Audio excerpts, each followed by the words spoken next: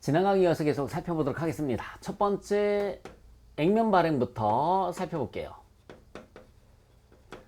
액면 발행은 지난 강의에서 말씀드렸지만 표시 이자율과 시장 이자율이 똑같은 거라고 그랬습니다. 그래서 표시 이자율 12%였었고요. 시장 이자율도 역시 마찬가지 12% 같았죠. 그러면은 1월 1일의 분계가 차변의 현금 100만 원입니다. 차변의 현금 100만 원, 대변에는 사채 100만 원이에요.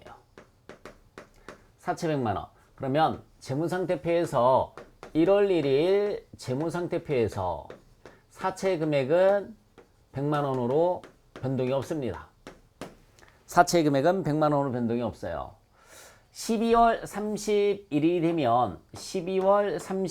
되면 이자를 줘야 되겠죠. 차변의 이자 비용이 표시 이자율이 12%예요. 표시 이자율로 지급이 되는 겁니다. 금액은 얼마가 될까요? 10만 원입니다. 12만 원이죠. 12만 원. 대변에는 현금이 얼마가 되느냐면 12만 원입니다. 12만 원. 그 다음 연도 12월 31일에도 마찬가지예요. 이자 비용 12만 원, 현금 12만 원. 얘는 변동이 없어요. 마지막 연도에도 12월 31일에는 이자 비용 12만 원, 대변에 현금 12만 원 변동이 없습니다. 그리고 나서 하나, 둘, 세 번 이자 모두 줬으니까 이제 원금 갚아야 되겠죠. 마지막에 사채 100만 원, 대변에는 현금이 얼마가 되느냐면 100만 원이 되는 겁니다. 이게 액면 발행입니다. 자, 반대편 입장에서는 분계가 어떻게 되느냐면 반대편 입장에서는 얘가 현금으로 100만 원을 받았으면 반대편 입장에서는 대변에 현금이 100만 원이 나갔겠죠. 대변에 현금이 100만 원 나갔고요. 차변에는 셋 중에 하나라고 그랬어요. 단기 매매 증권이 될 수도 있고 매도 가능 증권이 될 수도 있고 아니야 나는 만기까지 가져갈 거야 라고 하면 만기 보유 증권이 될 수도 있다라고 말씀을 드렸습니다. 우리는 셋 중에 만기 보유 증권으로 한번 해보도록 하겠습니다. 만기 보유 증권 100만 원이에요. 그러면 1월 1일 재무상태표에서 만기 보유 증권이 얼마로 가시면 되냐면 100만 원 이렇게 들어가시면 되는 겁니다. 자, 두 번째 이자를 12만 원 줬으니까 이쪽에서는 이자를 12만 원을 받았을 거예요. 현금 12만 원, 대변에는 이자를 받았으니까 이자 수익이 12만 원이 되는 겁니다. 자, 똑같은 분계가 나오겠죠? 그리고 나서 이제 만기가 됐으니까 현금으로 상환을 받아야 됩니다. 현금이 100만 원, 대변에 만기 보유 증권입니다. 대변에는 만기 보유 증권 금액은 100만 원이 되는 거죠. 얘는 3년 동안의 이자가 얼마입니까? 그래서 3년간 이자 비용은 토탈 36만 원이 되는 겁니다. 3년간 이자 비용은 토탈 36만 원이에요. 어려운 거 없죠? 그래서 시험 문제 안 나옵니다. 액면 발행에 관련된 것은 시험 문제에 거의 나오지 않습니다. 왜냐하면 특별한 게 없어요. 네. 두 번째, 할인 발행이라는 게 있었죠. 할인 발행은 시험 문제 대부분이 할인 발행이 시험 문제가 많이 나옵니다. 그럼 할인 발행 어떻게 되는지 살펴보도록 하겠습니다.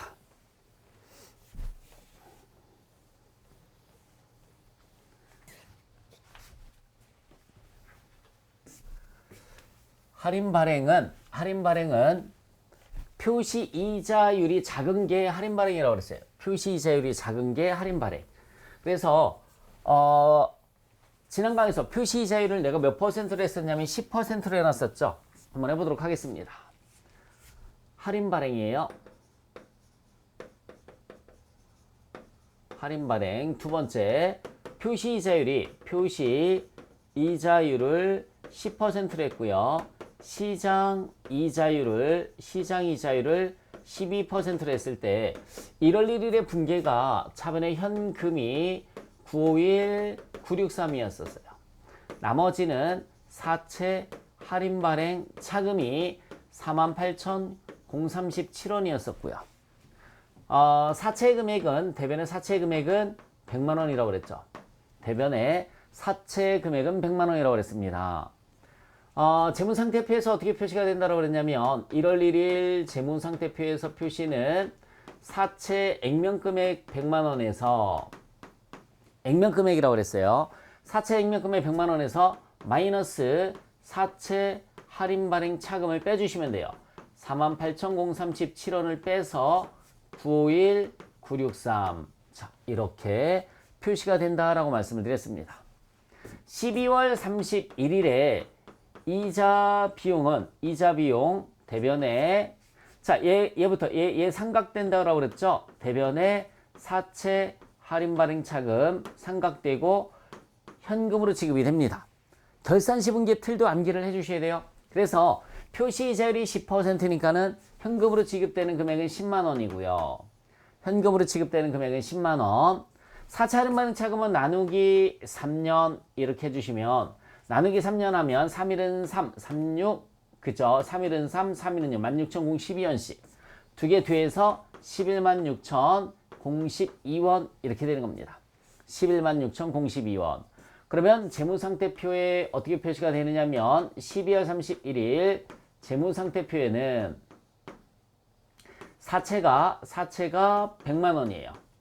사채가 100만 원이고요. 마이너스 사채 할인 발행 차금이 여러분 48,037원에서 48,037원에서 16,012원을 빼주시면 32,025원 32,025원이 됩니다. 그럼 여기에서 또 빼주시면 967,975원이 나오겠네요. 이렇게 증가되죠. 얼마만큼? 16,012원만큼 증가됩니다. 즉 플러스가 되는 거죠. 이렇게 플러스가 되는 거예요. 그 다음 연도 12월 31일에도 분계는 똑같습니다. 분계는 똑같아요. 그러면 12월 31일 재무상태표를 또 그려볼게요. 사채가 얼마냐면 100만 원이죠. 마이너스 사채 할인 발행 차금은 이제 48,032원에서 16,012원, 16,012원 두 개를 뺐으니까는 그죠? 16,013원이 남네요. 네. 16,013원 끝수 정리 때문에 12원 빼면 그럼 여기서 얘를 빼주면 얼마가 됩니까? 983,987원 이렇게 되는 거죠. 983,987원이 되는 겁니다. 그래서 이만큼 또 증가합니다. 얼마? 16,012원만큼이 증가되는 거죠. 자, 그 다음 연도 12월 31일에는 차변의 이자 비용 대변에 사채 할인 발행 차금이 얼마예요? 16,013원이죠. 이제 대변에 현금이 10만 원이 됩니다. 116,013원 이렇게 되죠. 116,013원. 그럼 마지막 재무상태표를 그려보시면 사채가 100만 원이에요. 마지막 걸 그려주시면 사채는 100만 원. 사채 100만 원. 자, 마이너스 사채 할인 발행 차금은 이제 없어지는 겁니다. 사채 할인 발행 차금 없어져요. 그래서 얘가 100만 원이 되는 거죠. 이렇게 플러스가 16,013원만큼이 됐어요. 여러분들 얘를 우리는 장부가액이라고 그래요. 장부가액이 얘는 액면가액이라고 하고요. 100만 원은 액면가액이라고 하고 95만 원은 장부가액이라고 하는 거예요. 장부가액이 계속 증가했죠. 장부가액이 계속 증가했습니다. 이렇게. 그래서 장부가액과 액면가액이 똑같이 됐을 때 사채 할인 발행 차금이 없어지는 만큼 네, 이렇게 장부가액은 증가한다라는 걸 기억을 해주셨으면 좋겠습니다. 그러면 이제 같아졌으니까 대변에 현금으로 갚는 거예요. 100만 원, 차변에는 사채 100만 원 이렇게 가는 겁니다. 이게 매년 똑같기 때문에 이걸 우리는 무슨 법이라고 하느냐면 정액법이라고 그래요. 매년 똑같기 때문에 우리는 정액법이다라는 말을 씁니다. 정액법. 이자 비용도 똑같고요. 사채 할인 발행 차금 상각되는 금액도 다 똑같죠. 그래서 정액법이다라는 말을 씁니다. 요거 이해 가십니까? 처음에 사채에서 사채 할인 발행 차금 빼서 95만 1,963원이 나왔죠. 얘가 계속 증가하는 거라고 그랬잖아요. 증가한다고 그랬어요. 증가. 네. 증가해서 100만 원을 갚는다라고 말씀을 드렸어요. 그래서 상가액만큼 증가를 하는 겁니다. 상가액만큼 증가되는 거죠. 이렇게. 자, 그런데 아쉽게도 우리나라 기업회계 기준에서는 또는 IFRS에서는 우리나라 국제회계 기준 또는 일반 기업회 기준에서는 정액법을 인정하지 않습니다. 그러면 어떻게 하느냐면 이 방법이 인정이 안 돼요. 네. 정액법을 인정하지 않고요. 우리나라에서는 유효이자율법만 인정을 해줍니다. 유효이자율법은 뭐냐면 자 어렵지 않아요. 칠판 보시기 바랍니다. 정액법은 나누기 3년을 했는데 유효이자율법은 나누기 3년을 하는 게 아니에요. 유효이자율법은 나누기 3년을 하는 게 아닙니다. 그럼 어떻게 하느냐면 잘 보시기 바랍니다. 유효이자율법은 나누기 3년을 하는 게 아니에요. 이것도 지울게요.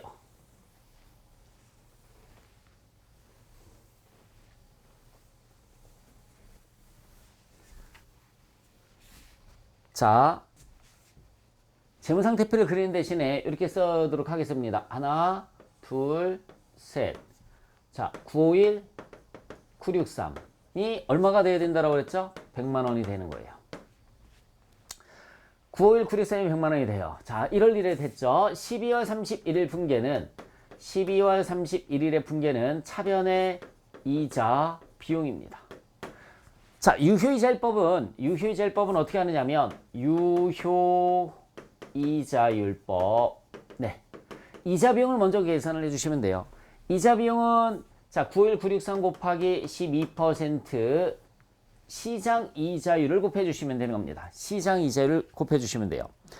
자, 그러면 얼마가 나올 거냐면 951,963 곱하기 12%를 하면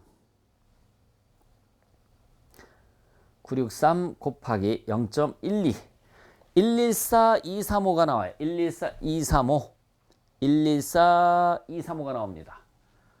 이자 비용이 114235가 나와요. 대변에 4차 할인발행 차금 삼각된다라고 그랬잖아요. 4차 할인발행 차금은 현금을 빼주시면 돼요. 현금 10만 원을 빼주시면 돼요. 표시이자 10% 지급한다고 그랬으니까는 그러면 4차 할인발행 차금 삼각되는 금액은 14,235원 이렇게 계산이 됩니다. 얘를 맨 마지막에 계산을 하는 거예요. 이게 유효이자율법이에요. 그러면은 플러스 얼마죠? 14,235원 플러스 14,235원을 하면 이때 장부가액이 나오겠네요. 플러스 14,235원 하면 그래서 951,963에서 그죠? 플러스 14,235원 235원 하면 966,198이 나와요. 966,198이 나옵니다. 반올림하면 199가 되고요. 반올림하면 14,236원. 여기가 114,236원이 나오거든요. 네. 원묘만 버림을 하든 반올림을 하든 그 뭐 시험 문제에서는 조건이 주어지겠지만 저는 여기서 그냥 버렸습니다. 966,198이 나와요. 966,198. 그러면 그 다음 연도 12월 31일에 또 이자 비용은 어떻게 계산을 해주시면 될까요? 이자 비용은 네, 얘 곱하기 또 12%를 내주시면 되는 거예요.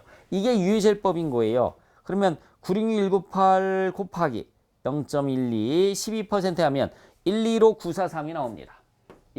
125,943이 나와요. 943 이렇게 125,943이 나옵니다. 대변에 현금 얼마 지급되는 걸 빼주면 된다고 그랬죠? 10만 원 지급되는 걸 빼주시면 나머지가 4차 할인발행 차금이 삼각되는 금액이에요. 얼마죠? 15,943원이 되는 겁니다. 15,943원 됐어요? 그러면은 여기다 플러스 삼각에 15,943원을 더해주시면 이때 장부가액이 또 나오겠네요. 이때 장부가액이 자 얼마로 계산이 되느냐면 966,198에서 966,198 그죠? 플러스 15,943원 15,943원을 내주시면 돼요. 그러면 982,141이 나와요. 982,141이 나옵니다. 자, 마지막 12월 31일에는 차변의 이자 비용, 대변의 사채 할인 발행 차금이 현금이 10만 원일 때, 자, 여러분들 마지막에는 곱하기 12%를 하지 않습니다. 왜냐면은 예, 끝 수정해 주시면 되는 거죠. 얘에서 얘 차이 얘기죠.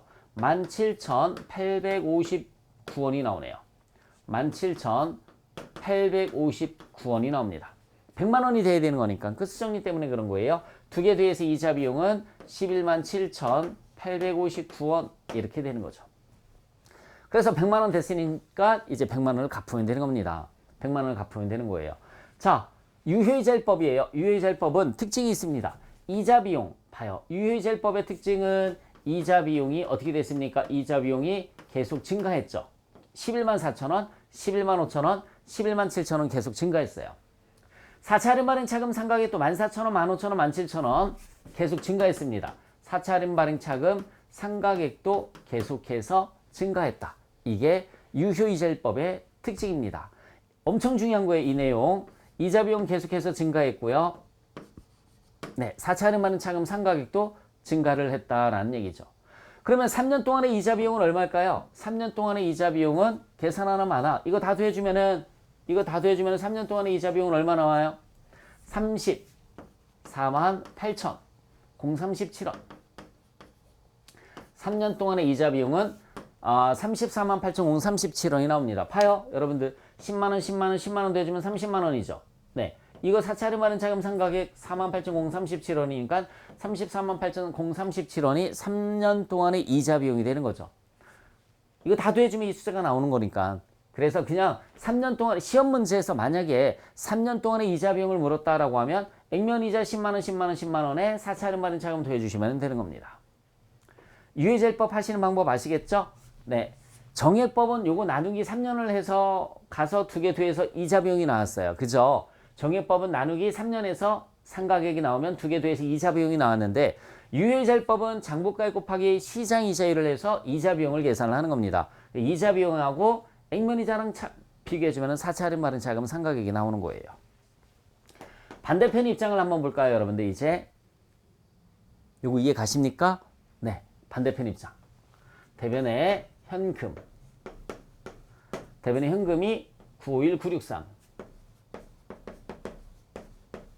차변에 만기 보유 증권이 951963. 자, 만기 보유 증권이 951963 이렇게 된다고 그랬습니다. 그러면 재무상태표에서 1월 1일 재무상태표에서 만기 보유 증권이 951963 이렇게 됩니다. 자, 얘는 자산이죠. 취득 원가입니다. 자산의 취득 원가가 951963이 되는 거예요. 이게 끝이에요. 네. 자, 그 다음에 여기서 4차 할인 발행 차금이 여기서 나타날 계정 과목이 없습니다. 돈 나간 게 951963이기 때문에. 자, 이자 비용의 반대는 이자 수익이죠. 이자 수익입니다. 이자 수익이 114235. 현금으로 줬으니까 얘는 현금으로 받았겠죠. 10만 원을 받았어요. 10만 원을 받았습니다. 자, 다시 한번 말씀드릴게요. 이자 비용의 반대는 뭐가 되느냐면 이자 수익이 되는 거고요. 현금 줬으니까 받았죠. 그러면 여기 14,235원만큼 여기서는 4차 할인 발행 차금을 상각한다라고 그랬잖아요. 상각. 4차 할인 발행 차금을 상각한다라고 그랬죠. 여기에서는 4차 할인 발행 차금 상각되는 만큼 만기 보유 증권이 증가합니다. 이렇게 만기 보유 증권이 증가하는 거예요. 그러면 12월 31일 재무상태표에서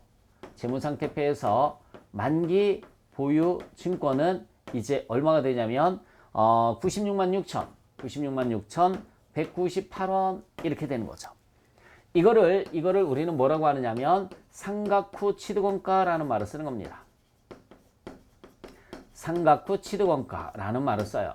상각 후 취득원가. 그 다음 연도도 역시 마찬가지예요. 현금 10만 원이고요. 현금 10만 원이고 대변에는 뭐가 가면 되느냐면 이자 수익이 이번에는 얼마일까요? 11만 5,943원 이렇게 갑니다. 그러면 차이 나는 만큼이 당연히 또 만기 보유 증권이 되는 거죠. 15,943원 이렇게 됩니다. 그러면 재무상태표에서는 또 어떻게 변하느냐면 12월 31일 재무상태표에서는 만기 보유 증권이 이제 98만 2천 141원 이렇게 되는 거죠. 이것도 역시 마찬가지 뭐라고 불러주느냐면 상각 후 취득원가라는 말을 쓰는 겁니다. 상각 후 취득원가. 마지막까지 가볼게요. 차변에 현금으로 10만 원을 받을 테고요. 대변에는 이자 수익이 11만 7,859원 이렇게 되는 겁니다. 그 여기서 만기 보유 증권이 17,859원 이렇게 되는 거죠. 참고로 여러분 만기 보유 증권은 투자자산에 속하는 거예요. 투자자산. 만기 보유 증권은 자산 중에서도 투자자산에 속하는 겁니다. 그러면 이제 12월 31일 재무상태표에서 만기 보유 증권이 얼마가 되느냐면 100만 원이 되는 거죠. 100만 원. 100만 원 됐으니까는 이제 상환 받으면 되는 거죠. 현금 100만 원. 대변에는 만기 보유 증권이 100만 원 이렇게 없어지는 겁니다. 여기에서도 마찬가지 마지막 연도에는 갚으면 되는 거잖아요. 이제 마지막 연도에는 사채 100만 원, 대변에 현금 100만 원 이렇게 서로 되는 겁니다. 자, 유효이자율법이에요. 조금 복잡한 듯 싶지만 시험 문제 제일 많이 나옵니다. 특징 볼게요. 이자 비용은 계속해서 증가한다. 상가액도 계속해서 증가한다. 3년 동안의 이자 비용은 34만 8,037원이다. 반대편 입장에서 만기보유 증권 투자자산인데 처음에 취득했었던 금액을 우리는 취득원가다라는 말을 쓰는 거고요. 그 다음 연도부터 이자 수익과 실제 받은 현금과의 차이가 만기보유 증권으로 늘어난다라고 그랬잖아요. 그래서 상각된 만큼 사차림 발행 차금이 상각된 만큼 만기보유 증권이 여기서는 증가하는 거예요. 그래서 이거를 우리는 상각부 취득원가라는 말을 쓰는 겁니다. 상각부 취득원가. 그래서 만기가 되면 100만 원이 되는 거예요. 만기가 되면 100만 원. 100만 원을 주고받는 것이다 라는 얘기입니다. 100만 원을 주고받는 거예요. 자, 그러면 이제 세 번째 할증 발행이 남았습니다. 세 번째 할증 발행이 남았어요. 요거 특징 잘 기록을 해 주셔야 됩니다.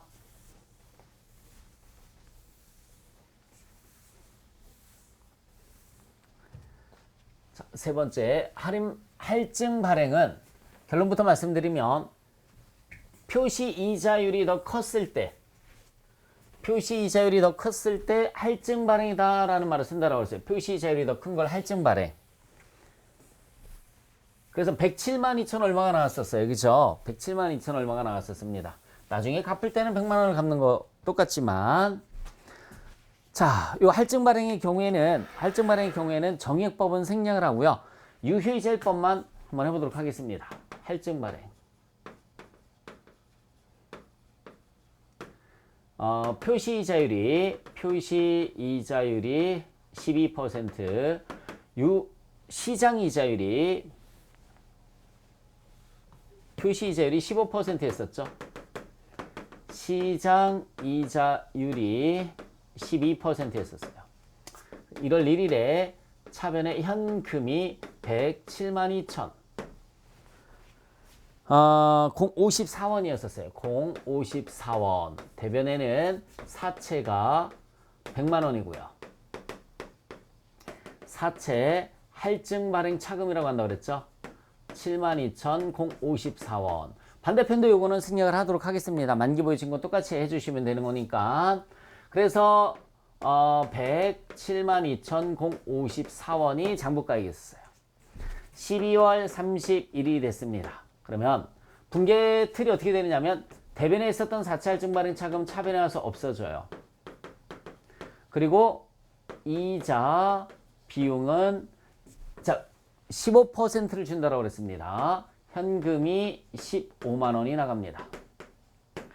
이렇게 할증 발행 차금이 차변에 와서 없어지는 걸 우리는 두 글자로 환입된다라는 말을 썼어요. 환입된다.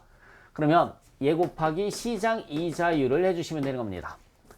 시장 이자율. 그래서 107만 2천 054원 곱하기 시장 이자율 0.12 그러면 12만 8,646원 12만 8,646원이 이자 비용이 되는 거예요.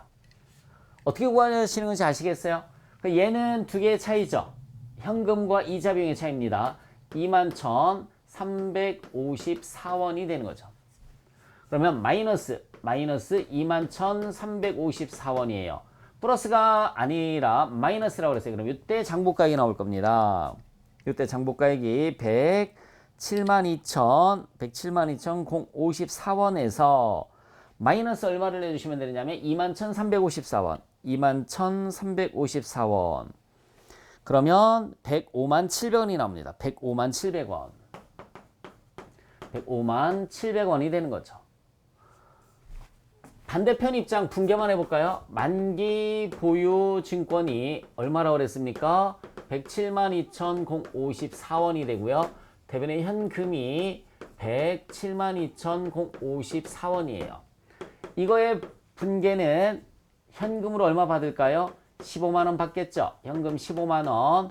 대변에는 이자 수익입니다. 대변에는 이자 수익이 128,646원이고요. 나머지는 만기보유 증권을 줄여주시면 돼요. 이번에는 대변에 만기보유 증권이 가면 되는 겁니다. 21,354원 이렇게 분개를 해주시면 되는 거예요. 자, 12월 31일에 또 분개 형태는 사채 할증 발행 차금 이자 비용이에요. 이자 비용. 그리고 대변에 현금이 15만 원이 갑니다. 자, 얘 곱하기 몇 퍼센트? 12%죠.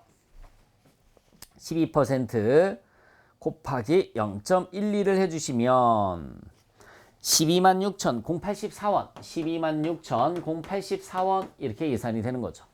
그럼 빼주시면 나머지가 할증발행차금 환입액이 되는 거죠. 23,916원이 됩니다. 23,916원. 그럼 마이너스 23,000 얼마? 916원이 돼요. 916원 빼주시면 되는 겁니다.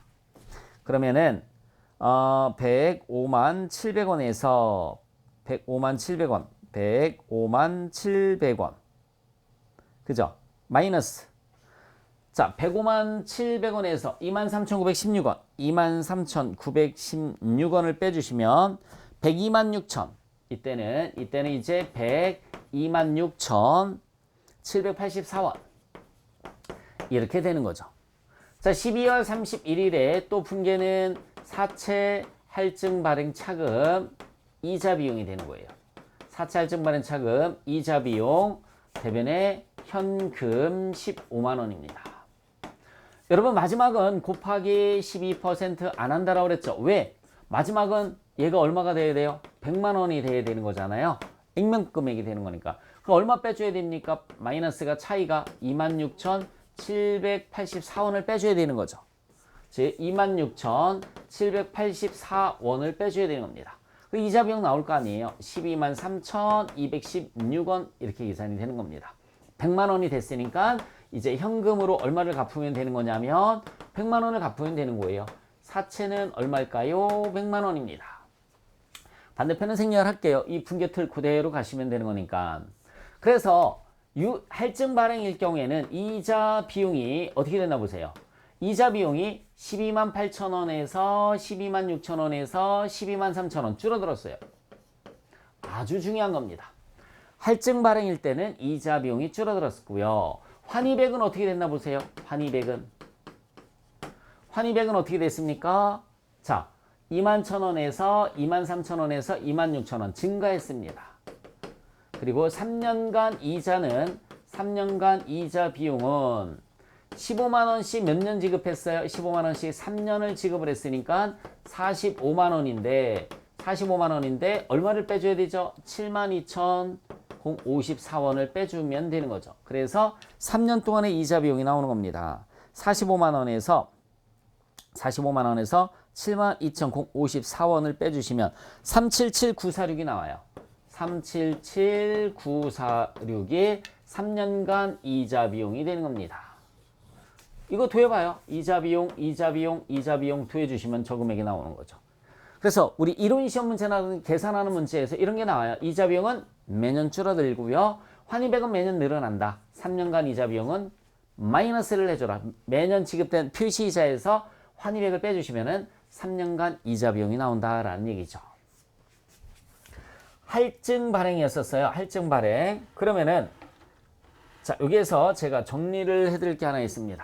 정리를 해드릴 게 하나 있어요.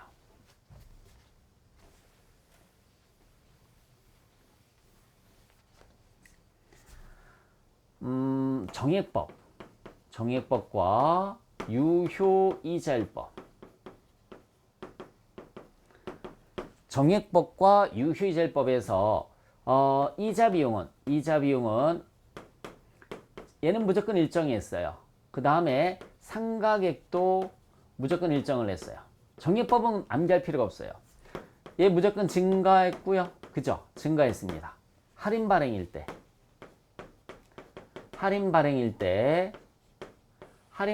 때 지금 정액법과 유효이자율법을 비교를 한번 해봤어요.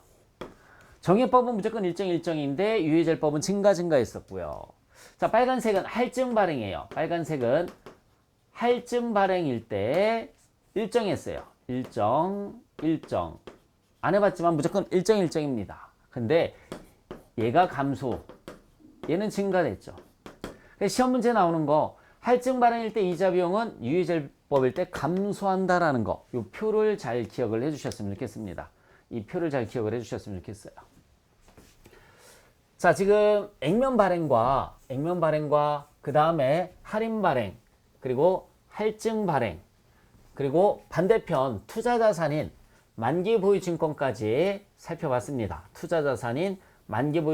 살펴봤는데 단기 매매 증권하고 매도 가능 증권도 있다고 그랬잖아요. 단기 매매 증권, 매도 가능 증권까지 간단하게 할인 발행을 가지고서 설명을 해드리고 마치도록 하겠습니다.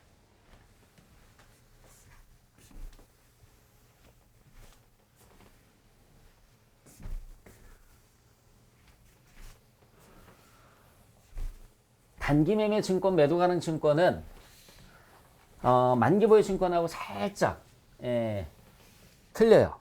잘 보시기 바랍니다. 1월 1일에 현금이 951, 963, 사채 할인 발행 차금이 48,037원, 대변에 사채가 100만원. 할인 발행 갖고 설명을 해드릴게요. 할인 발행 갖고.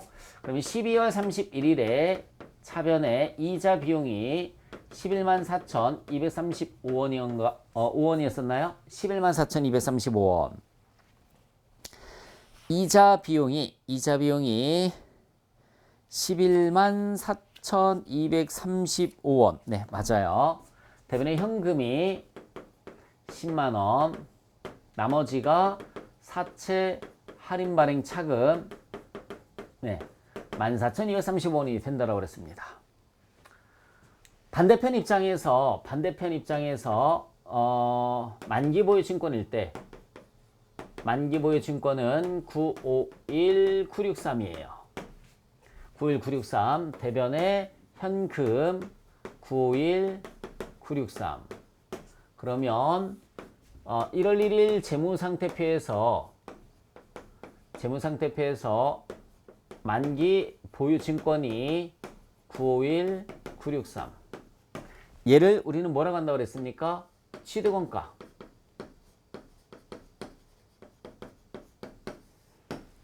한다고 그랬어요. 결산 시분계가 차변에 현금 10만원, 대변에는 이자 수익이 114,235원. 나머지 14,235원이 만기 보유 증권이라고 그랬죠. 그러면 12월 31일 재무상태표에서는 만기 보유 증권이 96만 6천. 그죠? 얼마 있었죠? 198원이네요. 198원 이렇게 갔습니다. 얘가 상각 후 취득원가라고 그랬어요. 얘를 상각 후 취득원가라고 한다고 그랬습니다. 자, 그런데 이걸 매도 가능 증권으로 한번 해볼게요. 얘를 1월 1일, 12월 31일로 했고요. 1월 1일 매도 가능 증권으로 해볼까요? 매도 가능 증권이 951, 963.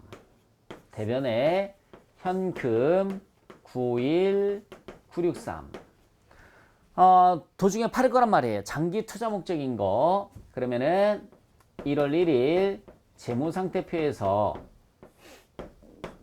매도 가능 증권은 951 963 이렇게 가는 겁니다. 951 963. 그러면 얘 뭐가 될까요? 취득원가가 되는 거죠. 당연히 취득원가가 됩니다. 12월 31일에 차변에 현금 10만원, 차변에 현금 10만원, 대변에는 이자 수익이라고 하죠. 네. 그리고 나머지 매도 가능 증권입니다. 매도 가능 증권이 14,235원. 얘는 만기 보유 증권을 늘렸지만 얘는 매도 가능 증권을 늘려주시면 돼요. 그러면 12월 31일에 재무상태표에서 매도 가능 증권이 얼마? 966 198. 자, 그런데 여러분 만기 보유 증권은 도중에 팔을 것이 아니죠. 도중에 팔을 것이 아니기 때문에 상각 후 취득 원가법으로 평가한다 라는 말을 씁니다. 상각 후 취득 원가법으로 평가한다 이렇게.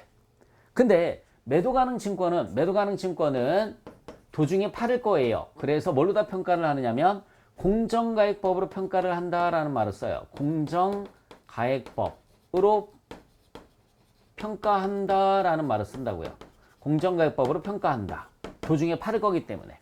그래서 얘는 현재 시세가 얼마인지 궁금해하지 않습니다. 하지만 매도 가능 증권은 현재 거래되는 금액도 궁금하단 말이에요. 그래서 만약에 공정가액이 98만 원이라고 하면 잘 봐요. 그럼 얘가 아니라 여기 얼마가 들어가야 되느냐면 98만 원이 가야 된다라는 얘기죠. 상각 후 취득원가가 아니라 얘는 상각 후 취득원가잖아요. 그죠? 잘 봐요. 상각 후 취득원가가 아니라 공정가액으로 이렇게 표시가 돼야 된다라는 얘기입니다. 그러면 늘어났죠. 금액이. 늘어났기 때문에 분계가 하나 더 나와야 돼요. 차변의 매도 가능 증권. 차이가 얼마입니까? 13,802원. 802원. 대변에는 매도 가능 증권 평가이익이 13,802원. 이런 분계가 하나 더 나와야 된다라는 얘기입니다. 그래서 기타 포괄손익이죠. 얘는 기타 포괄손익입니다. 단기매매증권은 똑같아요. 글자만 바꾸면 되잖아요. 자, 여기 봐요. 단기매매증권, 단기매매증권, 단기매매증권, 단기매매증권 평가이익. 다만 단기매매증권 평가이익은 기타 포괄손익이 아니라 수익이라고 그랬죠. 그거만 차이 나는 겁니다. 자, 다시 한번 말씀드릴게요.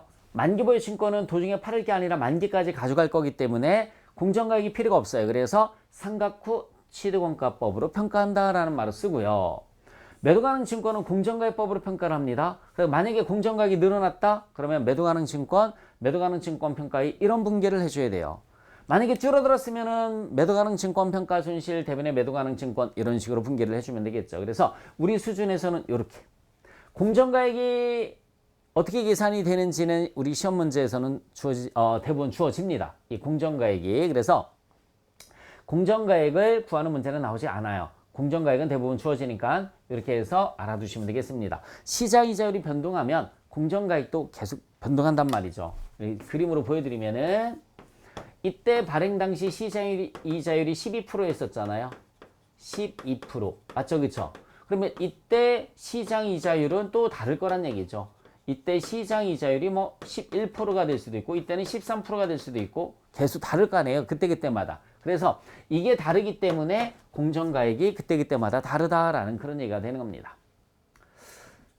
자, 이렇게 해서 이제 투자자산 단원인 만기보유증권과 매도가능 증권까지 모두 살펴봤습니다. 수고하셨습니다.